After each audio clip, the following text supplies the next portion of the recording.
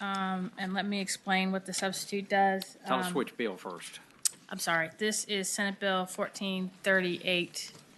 As introduced, it was an omnibus bill to amend the Landlord Tenant Act to address a number of issues that have been identified as a result of the evictions crisis.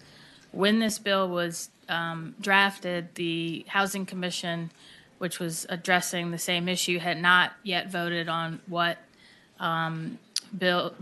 proposals it was going to reach consensus on.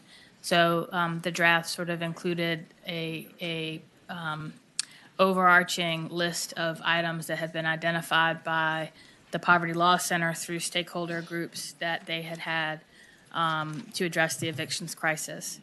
Once the Housing Commission decided what it was going to do, what the substitute does is, because individual Housing Commission members did individual bills out of the consensus reached by the Housing Commission, I've pulled those provisions out of this bill so that now this bill does three things, which I'll outline in a minute.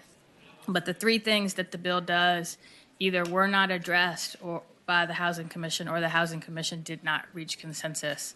And so what the bill does is, first, would give tenants a right to attorney's fees from landlords when they successfully defend eviction cases.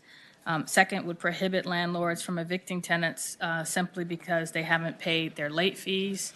And then third, gives tenants more time to pay their rent by changing the pay or quit period from 5 to 14 days.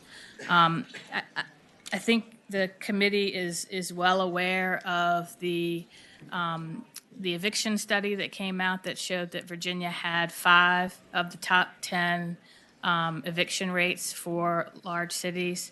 One of those was in my district, the city of Richmond.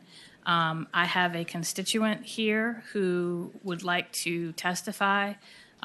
She actually contacted my office, I believe it was over the summer, because she was facing eviction, and we were able to help her in that situation. But Delange Feld would like to testify about her experience today.